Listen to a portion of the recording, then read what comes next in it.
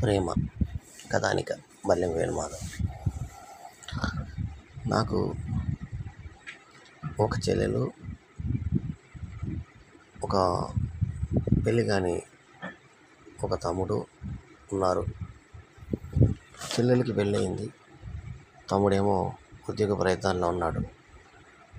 అమ్మ, నేను, తమ్ముడు, చెల్లెలు ఉండే మా కుటుంబంలో నాన్న రిటైర్ అయ్యి ఇంట్లో ఉన్నాడు. ఇంటి బాధ్యతను ఇప్పుడు ప్రస్తుతం నేనే మోస్తున్నాను. చెల్లెలకి పెళ్ళయింది. సో ఇప్పుడు పుట్టింటికి వెళ్తూ ఉన్న క్రమంలో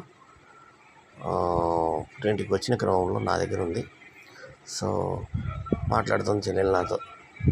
కట్నం డబ్బులు ఇంకా 45,000 ఇవ్వాలి. ఎప్పుడు ఇస్తావు అన్నయ్య? చూస్తూనే ఉన్నా కదమ్మా, వాడికేమో జాబ్ రాలేదు, నా జాబ్ తోటి ఇల్లు జరుగుతుంది.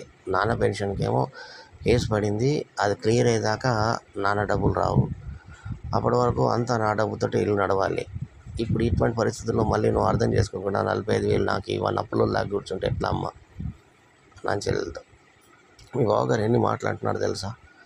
నన్నే అంటున్నాను, ఆనందపడుతున్నాయేమో. నన్నే కాదు, నిన్ను కూడా తిడుతున్నాడు, అమ్మను కూడా తిడుతున్నాడు. అమ్మనా అన్నాను ఒక్కసారి. సరే మరి ఏం చేస్తాం, తిట్లు తినాలి కదా. ఏంట్రా ఒకప్పుడు ఎంత పౌరుషపడిపోయావు. అమ్మను ఒక మాట అంటే కాలర్లు కట్టుకొని కొట్టుకున్న రోజులు ఉన్నాయి. నన్ను ఒక మాట అంటే ఎవరైనా నా వైపు చూసినా కూడా వీధి పోరాటాలు చేసిన రోజులు ఉన్నాయి. ఇక్కడ ఇప్పుడు ఆ ప్రేమంతా ఏమైపోయిందిరా? ఏమైపోయింది? మధ్యతరగతి జీవితంలో అలవాటైపోయింది.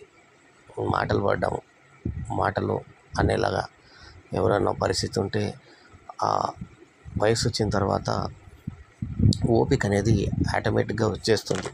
సర్దుకుపోవడం అనేది మధ్యతరగతి వాడికి ఒక క్వాలిఫికేషన్. సో ఆ క్వాలిఫికేషన్తో నేను ఉన్నానమ్మా. మాటలు బాగా నేర్చావురా, మరి ఏం చేస్తాం, నా పనే రైటర్ని కదా అని చెప్పాను నేను. సరే ఇంతకీ ఏం చెప్పాలి మీ బావకి? నేను ఇస్తానులే అమ్మా, నువ్వు వెళ్ళు ముందు. సరే నువ్వు ఇలాగే అను, ఏదో ఒక రోజు నేనేదో ఆగాయిత్యం చేస్తాను, అట్లాంటి మాట్లాడకమ్మా. సరే నేనేదో చేస్తానులే, లోను ఏదో తీసుకొని నీకు కడతానులే, సరేనా? ఈసారికి వెళ్ళు, మంచి రోజు కదా. వెళ్ళంటున్నావు కానీ దింపుతానంటలేవు కదా. సరేలేనమ్మా, దింపుతాలే, సరేనా? బస్ స్టాండ్ దాకా దింపుతా, అక్కడి నుంచి వెళ్ళిపోదు. కానీ ఇంటి దాకా దింపరా, బస్సులు టైట్గా ఉంటాయి ఇప్పుడు. లేదు, నాకు చాలా పని ఉంది వరా, నేను బస్ దాకా దింపుతాను అని చెప్పాను. సర్దుకొని సరే అంది. మేము కూడా అడ్జస్ట్ అవుతాంలే, ఏం చేస్తాం, ఇరుకు బస్సుల్లో ఇరుకుగా ఎవడెవడో తాకుతుంటే కూడా సర్దుకుపోతాం, తప్పదు కదా మరి అంది. ఆ మాటకి సర్లే లేట్ అయినా సరే ఇంటి దాకా దింపుతా పదా అన్నాను. చిన్నగా నవ్వింది. ఇక్కడ నొక్కాలో అక్కడ నొక్కుతావే నీ అన్నయ్యని అని చెప్పి మా అమ్మ అంది. సరే చెల్లెల్ని తీసుకొని బైక్ మీద ఆ సామాన్లు అవన్నీ సర్దుకొని వాళ్ళ ఇంటికి బయలుదేరాం. కట్. తమ్ముడు నా దగ్గరికి వచ్చి, అన్నయ్య అప్లికేషన్లకు డబ్బులు లేవు. ఎన్నిసార్లు అప్లికేషన్లు పెడతావు? అప్లికేషన్లు పెడుతూనే ఉన్నావు, ఒక జాబ్ అన్న నీకు వస్తుందా? అది కాదన్నయ్య, జాబ్ రాకపోతే నేనేం చేయాలి? చూసావు కదా, 1,00,000 ఉద్యోగాలకి 100 మంది పోటీ పడితే బాగుంటుంది. కానీ ఇక్కడ ఉన్న ఉద్యోగాలు 100, పోటీ పడుతున్న వాళ్ళు 1,00,000 మంది. సో 1:1,00,000, 100:1,00,000 రా అన్నాను.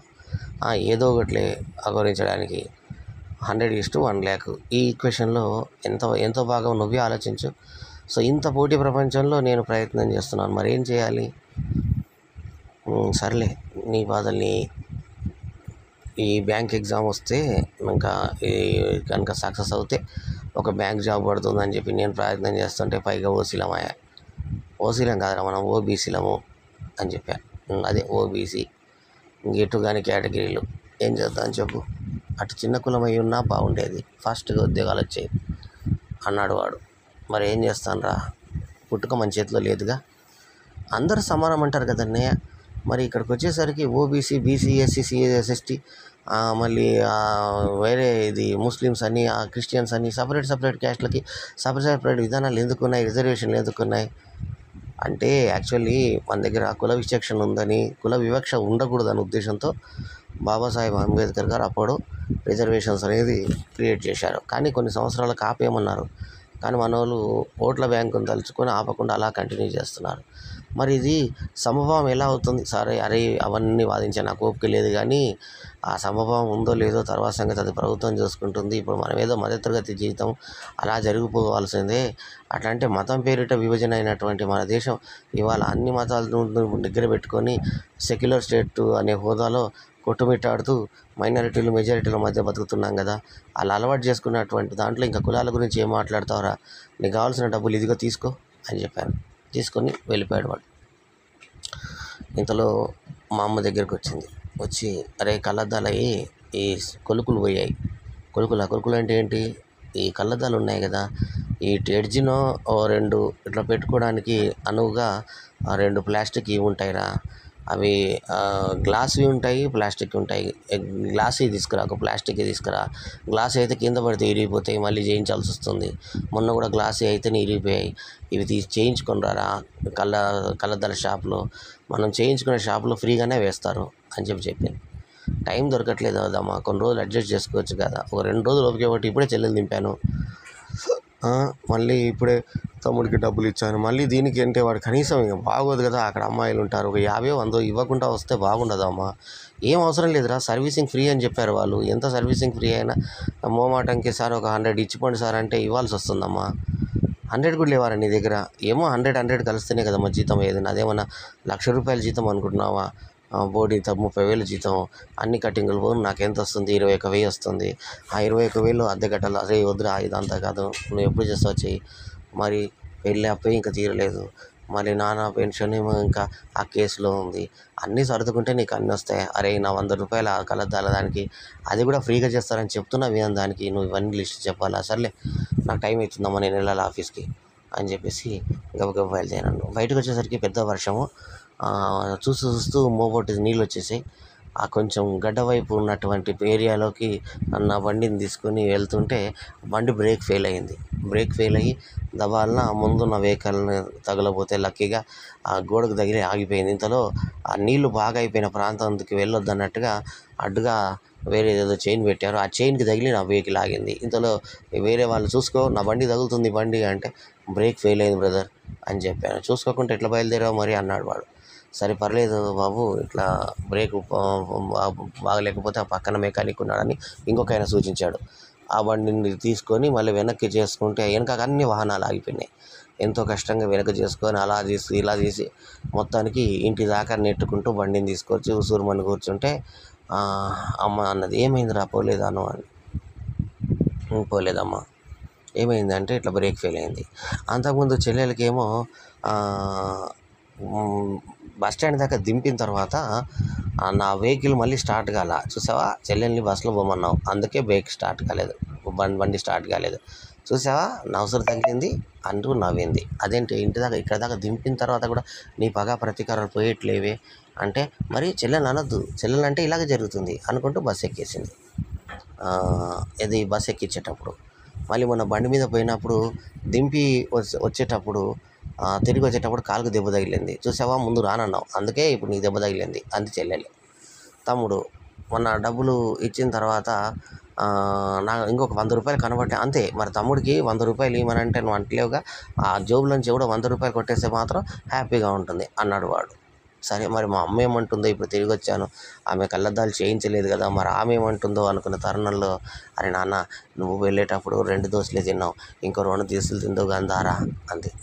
అదేంటమ్మా జాబ్ లేట్ అయిపోతుందంటే, వర్షం పడుతుంది కదా, ఆఫీసర్కి ఫోన్ చేసి లీవ్ అని చెప్పేసి వాళ్ళకి, లేదా మధ్యాహ్నం నుంచి వెళ్తూ కానీ బండి చేయించుకొని ముందైతే రారా, నువ్వు ఆకలిగా సరిగ్గా నువ్వు అర్జెంట్ ఉంటే సరిగ్గా తినలేదంటే కాళ్ళ మీద పడిపోయాను అమ్మకి. అమ్మ నీ ప్రేమ గొప్పది. తమ్ముడేమో నాకు ఇట్లా డబ్బులు జోబులో డబ్బులు మిస్ అయ్యారా అంటే, నాకు ₹100 ఇవ్వడానికి 100 గొలిగావు కాబట్టి నీకు అట్లా జరిగిందని తమ్ముడు దుప్పి పొడిచాడు. చెల్లెలేమో మొన్న బండి మీద దింపి వచ్చినప్పుడు ఒక రకంగా, బస్ స్టాండ్లో దింపి వెళ్ళేటప్పుడు ఒక రకంగా, నాకు దెబ్బ తగిలినా కూడా బాగా తగిలింది, నాకు అన్నందుకే తగిలింది అని వాళ్ళు దెబ్బ పొడిచారు. మరి నీ కళ్ళద్దాల గురించి నీకు అంత ఇబ్బంది అవుతుందని నేనేం పట్టించుకోకపోతే నువ్వేం బాధపడకుండా ముందు నా కడుపు గురించి ఆలోచిస్తున్నావు, అందుకే అమ్మ అన్నారమ్మ అని కాళ్ళ మీద పడి ఏడ్చాను. రే ఎన్ని కష్టాలు పడి ఒక తల్లి బిడ్డను పెంచుతుందో తెలుసా. ఇంకోటి, పిల్లల్ని పెంచేటప్పుడు వాళ్ళ యొక్క ఒక గింజ అంతా అంటే మారేడు చిన్న కాయ అంత పియ్యి కూడా లోపలికి వెళ్ళిపోతుంది తల్లికి. అంటే కడిగి అలాంటి పిల్లలకి ముడ్లు కడిగి ఆ పియ్యి కూడా కొంచెం లోపలికి వెళ్ళిపోతుంది. కచ్చికాయ అంత పియ్యి లోపలికి వెళ్ళిపోతుంది అంటే ఒక తల్లికి పెంచే క్రమంలో. సో అట్లా పెంచుతున్నారు ఆ బిడ్డని. సో ఆ బిడ్డ అంటే ప్రేమ ఎక్కువ ఉంటుందిరా తల్లికి. తండ్రి కని వెళ్ళిపోతాడురా. తండ్రికి ప్రేమకి తల్లి ప్రేమకి తేడా ఏంటంటే నవమాసాలు మోసి కని పెంచి పాలిచ్చి ముడ్డి కడిగి అన్నీ చేసిన తర్వాత స్నానాలు చేయించి అన్నీ చేయించిన తర్వాత ఆ పెంచినటువంటి ప్రేమ అది ఎప్పటికీ కూడా గుర్తుండిపోయే ప్రేమరా. పేగు బంధము పుట్టిన తర్వాత కూడా బొడ్డుకు అతని దగ్గర ఆ బంధం తెంచే వరకు కలిసే ఉండేటువంటి అంటే ఒక అన్నవాహికలో ఒక మేఘం పేగు తల్లికి కలిసే ఉంటుంది. అది కట్ చేసిన తర్వాత ఈ లోకంలోకి వస్తారా బాబు కానీ అమ్మాయి కానీ. సో అంతటి బంధం రా. ఒక 2 దేహాలు ఒక ప్రాణంలాగా ఉంటుందిరా బిడ్డ తల్లి. కాబట్టి ఈ ఉపోద్ఘాతం అంతా ఎందుకంటే తల్లి ప్రేమ గురించి నేనే కదరా ఏ తల్లైనా అలాగే ఉంటుందిరా అని చెప్తున్నాను. ఎంతో ఏడ్చమ్మ తప్పైందమ్మా, నేను ఫస్ట్ నా బండి కదమ్మా నీకు ఈ కళ్ళద్దాలు చేయించుకొని వస్తాను. ఆ 100 అడుగుతుందన్నావు కదా ఆ పిల్ల, ఏదో సర్ది చెప్తానులే అమ్మ పిల్లకి అంటూ గబగబా కళ్ళు తుడుచుకుంటూ వర్షం పడుతున్న ఆ కళ్ళద్దాలు తీసుకొని షాపుకి పరిగెత్తాను చేయించడానికి. ప్రేమ కథానిక బల్లెం వేణుమ.